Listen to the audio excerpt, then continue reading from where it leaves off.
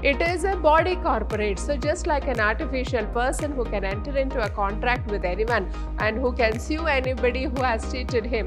Whenever there has to be any major investment, the government and the political parties, they will interfere in taking any major decisions regarding these investment of these funds. In any company which has more than 51% of its shareholding which is held by the government.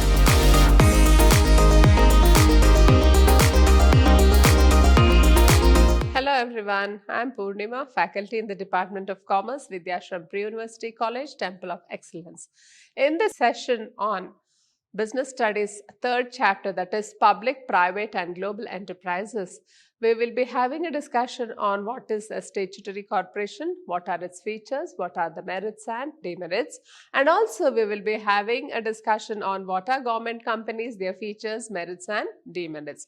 Now, let us have a look into the meaning of the word statutory corporations. Now, statutory corporations are public enterprises brought into existence by a special act of the Parliament. So, these statutory corporations, they will be brought into existence by a special act of the Parliament. That is, in the Parliament, they have to pass an act stating that such and such a corporation has to come into existence. Only then these statutory corporations can come into existence. Now, let us see what are the features of a statutory corporation. So, it is a corporate person and has the capacity of acting in its own name. Statutory corporations therefore have the power of the government and considerable amount of operating flexibility of private enterprises. So, it is a corporate person, just like a joint stock company. We can consider a statutory corporation as a corporate person and it has the capacity of acting in its own name. Just like any other human being who will be acting in his own name, the same way a statutory corporation also has the capacity of acting its own name. It has the power of the government and considerable amount of operating flexibility of a private enterprise. So, whatever the power the government has, the same power these statutory corporations will have, and then they will be also having operational flexibility. If I can see the image here, it is one of the very good examples for a statutory corporation, that is the LIC, Life Insurance Corporation of India. It is one of the best examples for statutory corporations. Now, we have just looked into the meaning of the word statutory corporation. Now, let us look into the features of statutory corporations. Now, features. Now, statutory corporations are set up under an act of the Parliament and are governed by the provisions of that act. So, as I had told you earlier, the statutory corporations, they come into existence only when an act is passed in the Parliament. Now, this act will prescribe the powers of the statutory corporation, whatever the privileges they'll have and how it has to run, all the operating things, whatever necessary. So, all those things will be specified in that act itself. So, it comes into existence only when a special act is passed in the Parliament. Then, next feature of a statutory corporation is it is wholly owned by the state. So, these statutory corporations, they are just owned by the government. Then, third one is a statutory corporation is a body corporate and can sue and be sued, enter into a contract and acquire property in its own name. So, it is a body corporate. So, just like an artificial person who can enter into a contract with anyone and who can sue anybody who has cheated him. So, the same way these statutory corporations have all the powers to enter into a contract with anybody. It can sue anybody and also be sued under its own name. Then, the next feature of a statutory corporation is this type of enterprise is usually independently financed. It obtains funds by borrowings from the government or from the public through revenues, derived from the sale of goods and services. So this kind of organizations, they are receiving the funds from borrowings from the government or from the public through the revenues.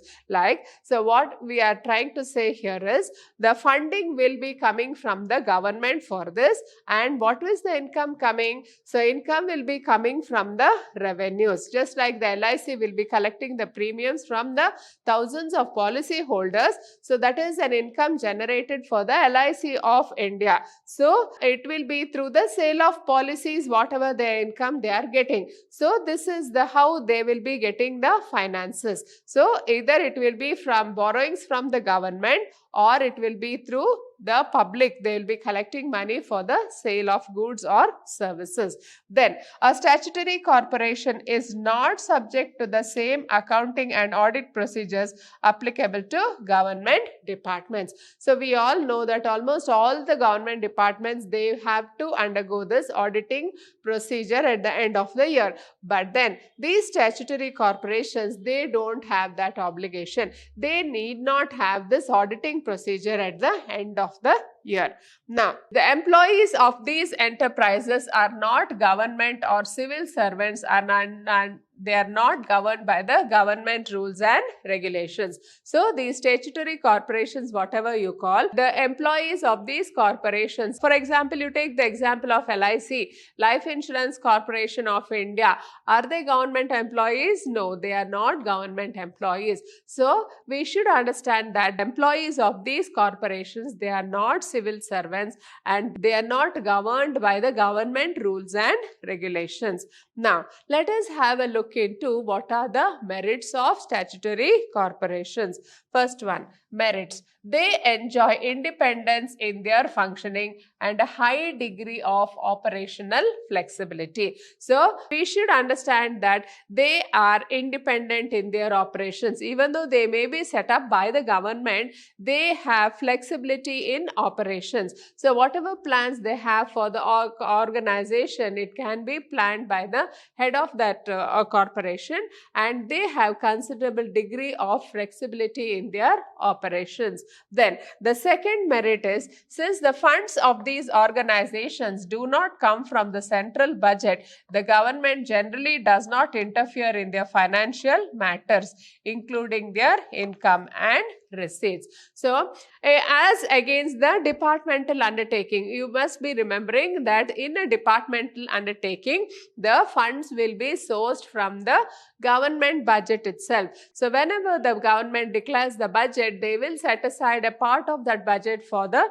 particular department or for of that particular ministry. For example, the railway department, they will have their own railway budget. But then if you take the example of these LICs, they don't get funding from the government as such, but then the government generally does not interfere in their financial matters and including their income and receipts. So whatever income and receipts these statutory corporations will be earning, so that will not be audited as such. So they are independent of any interference from the government.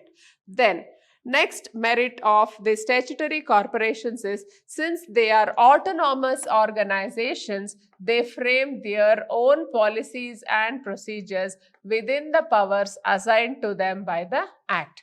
So they are autonomous organizations and they frame their own policies and procedures. So these are independent organizations, as we had told you. Then they have their own powers of just making their own policies and procedures. Then the next merit of a statutory corporation is, it is a valuable instrument for economic development. Now, why should we consider a statutory corporation as a valuable instrument for economic development? So as you all know that LIC is one of the largest financial institutions of India. So why it is so important today? So LIC has become very, very important because it is one of the most popular insurance companies of India, and the money which it is collecting from the public, so it is used using for the economic development of the nation. So it will be investing the money collected from all the policy holders.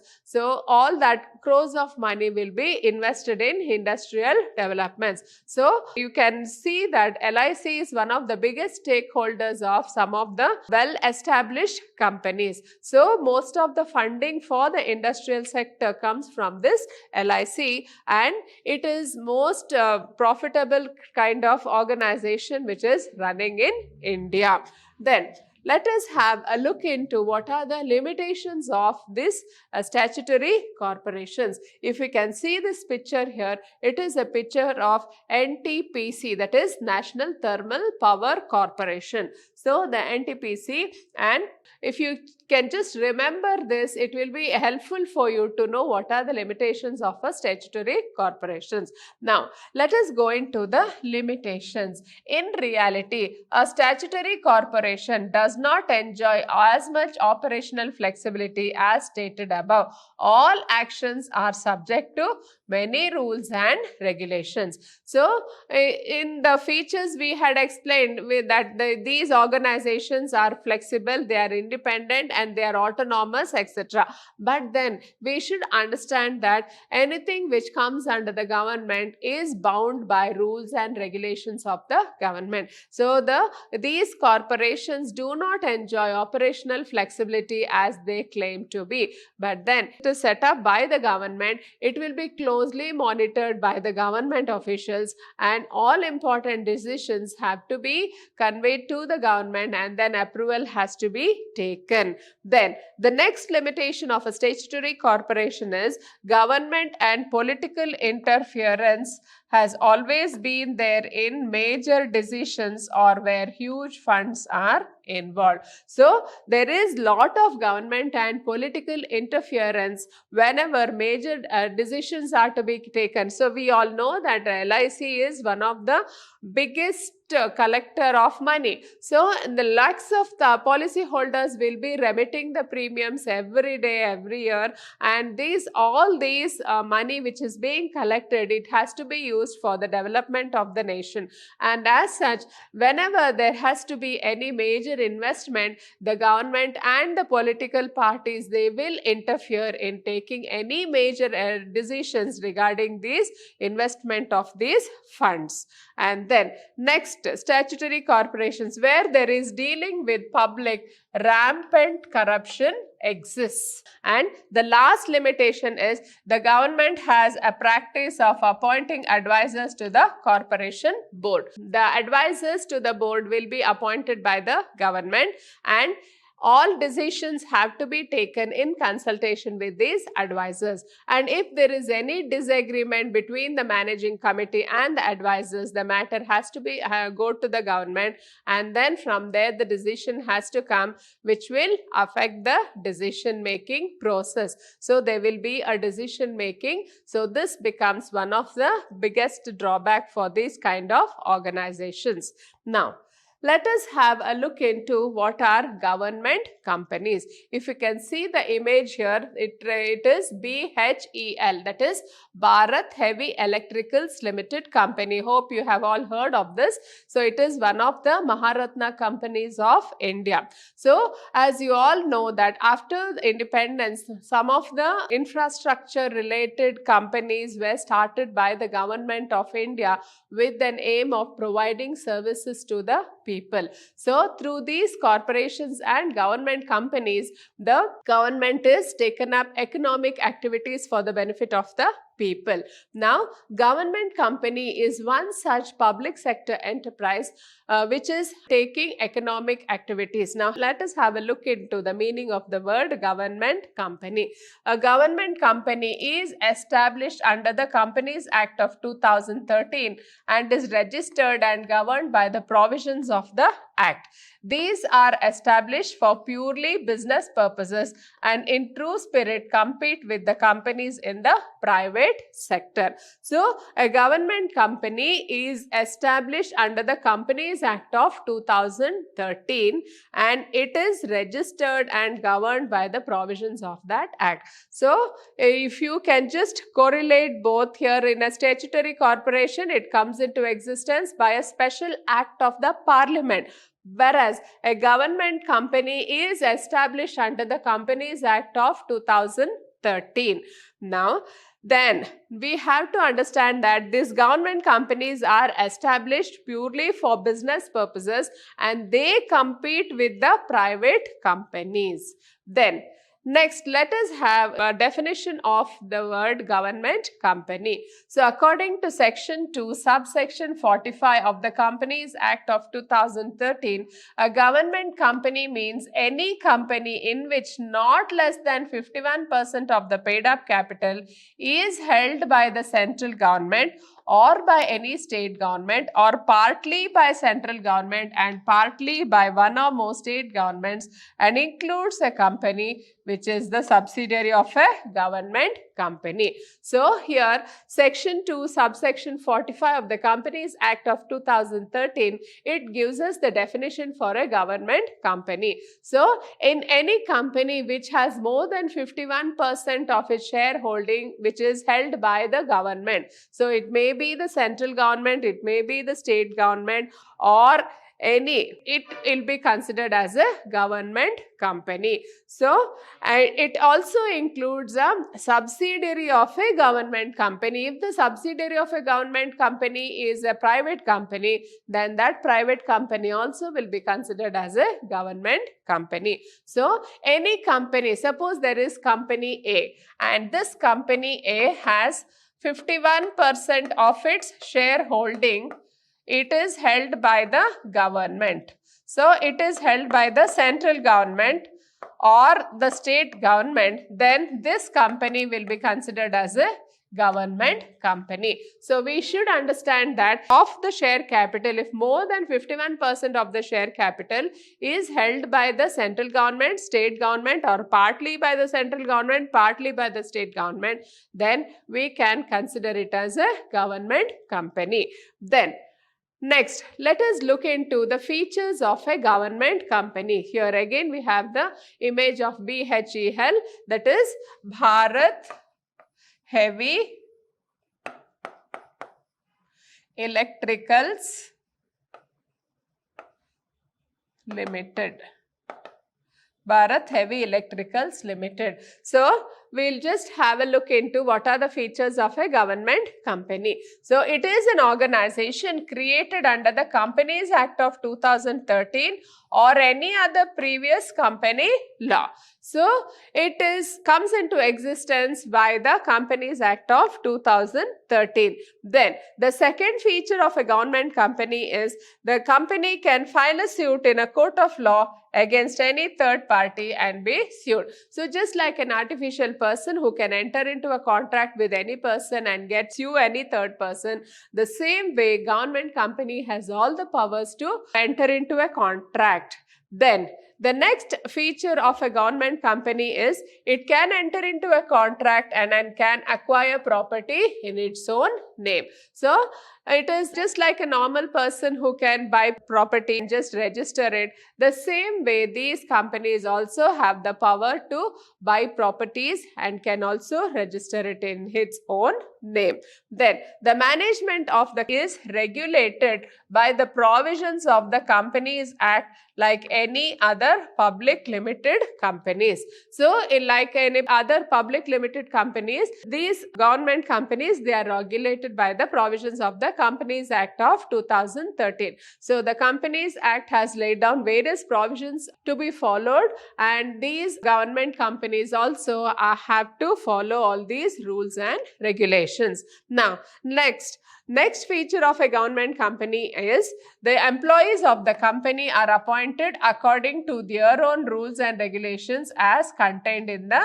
memorandum. So, we all know that a memorandum of association is one of the most important documents which is necessary when a company is being promoted. So there are certain documents which are to be prepared, and in these documents only they would have laid down the process of appointment of employees, and based on this memorandum of association, the employees to these government companies will be appointed. Then, as an auditor is appointed by the central government and the annual report is to be presented in the parliament or the state legislature. So, affairs of these government companies. So, at the end of the financial year, an auditor will be appointed by the government to look into the financial status of these companies, and what he will be looking into the books of accounts maintained by these companies, and he will have to present the annual report in the parliament.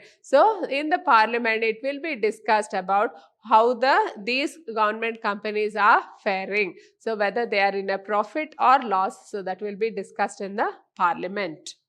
Then the last feature of the government company is the government company obtains its funds from the government shareholdings and the private shareholders. It is also permitted to raise funds from the capital market. So, if you can look into what is the source of funds for running these government companies, almost 51% of the holdings will come from the central government or the state government or both, and it can also raise funds from the public. So, that is almost up to 49% of the share capital can be raised from the public, and also it can go in for the public offer. So, through the public offers, these government companies can collect money for their share capital. So, in this way, we can know that these government companies are being funded jointly by the government and the public. Next, let us have a look into the merits of government company. If you can see the picture here, it is one of the pictures of the NTPC, that is National Thermal Power Corporation. It is one of the government companies. Now, let us have a look into the merits. A government company can be established by fulfilling the requirements of the Indian Companies Act. A separate act in the parliament is not required. So, if you can have a comparison between the statutory corporations and the government company, they don't need a special act to be passed in the parliament. So it can be set up easily by the Companies Act of 2013. Then the second merit of a government company is it has a separate legal entity apart from the government. So it is separate from the government. So government company is separate and government is separate. Just like we say that the business is separate and the owner is separate, the same way a government company has an identity which is distinct from the government. Then the next merit of a government company is it enjoys autonomy in all management decisions and takes actions according to the business prudence. So these government companies, they are fully autonomous and they can take decisions as per the business environment. So whatever opportunities and threats are there, they can always analyze this and take business opportunities for their own benefit, and they can act very, very swiftly in this regard. Then the next one is these companies are providing goods and services at reasonable prices and are able to control the market and curb unhealthy practices. So these companies, they are providing goods and services to the consumers, and they try to see that the quality goods are provided to the consumers at good affordable prices, and they are also there to see that unhealthy business practices do not take place. Then, now let us have a look into what are the limitations of the government companies. Since the government is only the shareholder in some of the companies, the provisions of the Companies Act does not have much relevance. So, we should understand that the limitation of a government company is, since the government is only a shareholder in these type of companies, the Companies Act does not have much relevance here. Then, the next limitation of a government company is it evades constitutional responsibility which a company financed by government should have. It is not answerable directly to the parliament. So we should understand that these government companies, it evades constitutional responsibility which is financed by the government should have. So they don't have any responsibility, but they get all the finance by the government, and as such they are not answerable directly to the parliament, and as such these funds can be misused. So when there is nobody to look after or monitor the funds of these organizations, it is bound to be misappropriated by the officials itself. So this is one of the greatest drawback of the government companies. And then the next or the last limitation is the government being the sole shareholder, the management and the administration rests in the hands of the government. So here in these government companies, it is one of the largest stakeholder or the shareholder of these companies, and the administration and management, it will be with the government itself. And as such, these companies have all these limitations. Hope you have understood this session on statutory corporations and government companies, which are nothing but public sector enterprises. Thank you.